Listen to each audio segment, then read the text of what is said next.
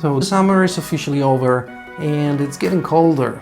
I feel a little bit under the weather, but doesn't matter because I want to make this video. I want to help you guys, giving you some tips on how to make a cinematic video. So keep watching.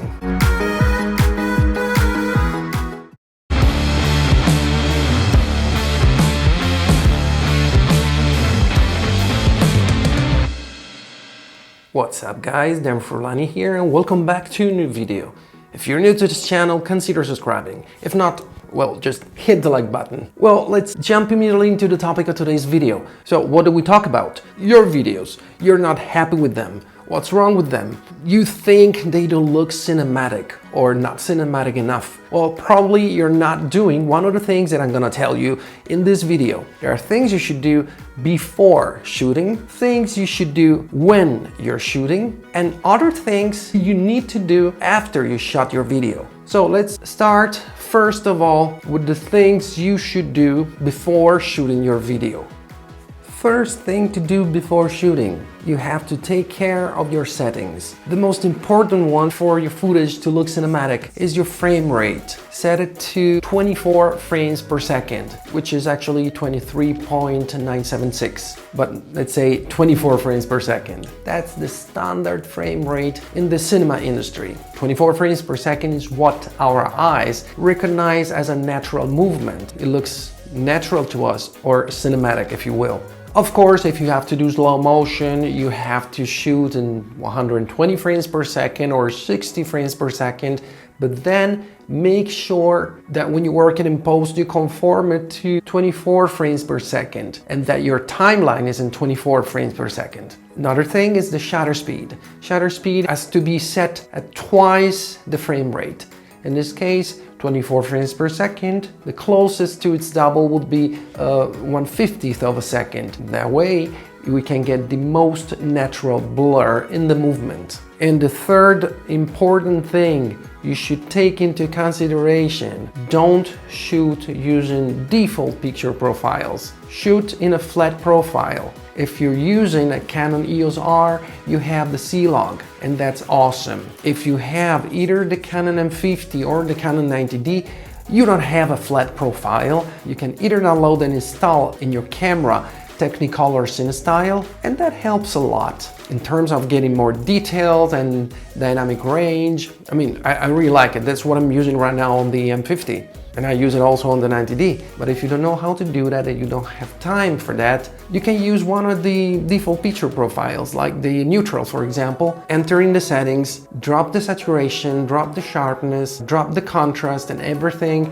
and this will be like faking your own flat profile. Better than nothing, or better than using a default picture profile that would not give you flexibility at all in post. So shoot in a flat profile. This is what you have to do before shooting. What do we have to do when we're shooting?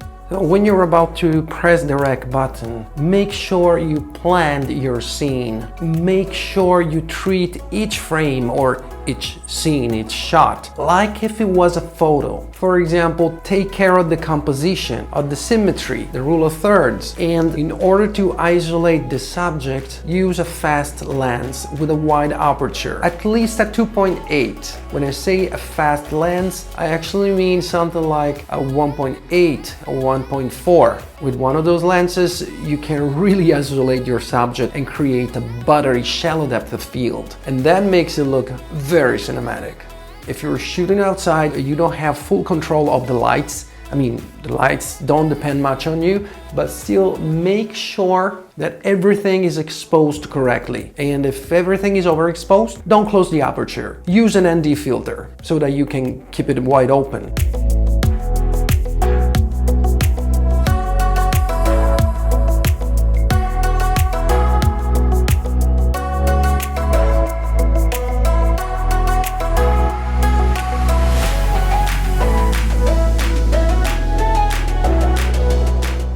As I always say, ND filters are just like sunglasses for your lens. It's not as simple as that, but that's one way to make you understand better and quick. Also, don't make it boring. Use the light, use contrast to add character to your image, to your final image, to your video. And something even more important, you need movement in the shot. If you're filming something and your subject is moving, it's already good. I mean, it's not bad, but if nothing moves in the shot, neither the subject nor the background or the foreground, there is nothing moving. That would just look like a photo, not a video.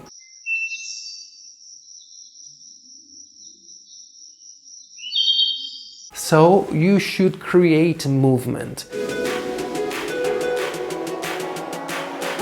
Like tilting, panning, rolling, or whatever. Be dynamic.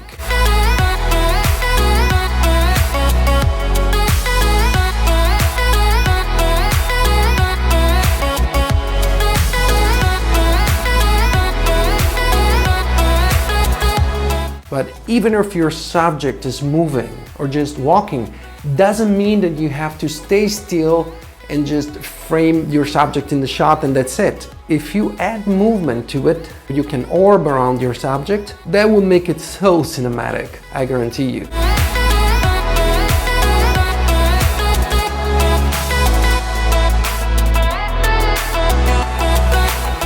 But in order to do that, there's another tip I give you. Keep your camera steady. Nobody likes shaky footage. Shaky footage, 90% of the times, doesn't look cinematic. If you can, use a gimbal, use a Steadicam, use a dolly or whatever.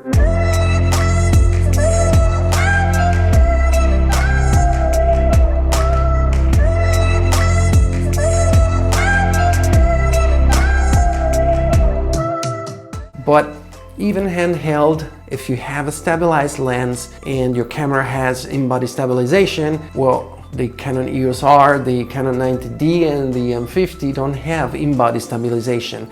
They have, electronic stabilization, but that's better than nothing. If you have to shoot handheld and your lens is stabilized, you can get some good footage.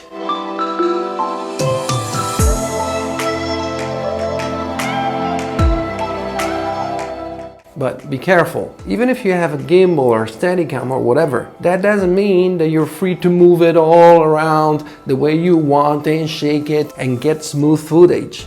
That's not gonna happen. You always have to be smooth and careful in your movements, even when you use a gimbal. So treat your frame, your shot, like a photo for what concerns composition, light, shallow depth of field. Add movement and don't make it a shaky footage. Now let's see what to do after we shot the video.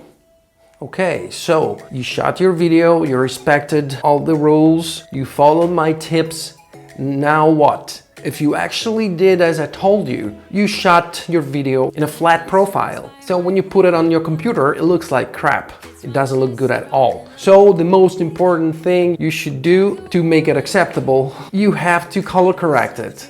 You have to bring back the saturation, the contrast, the sharpness and everything. And you can use any software. The best ones are Premiere Pro or Final Cut or DaVinci Resolve. But you can make things do also with something very basic like iMovie, even though it's not ideal, but better than nothing. Then what? Even after the color correction, probably your video doesn't look very cinematic. You have to give it a touch of something, a grading.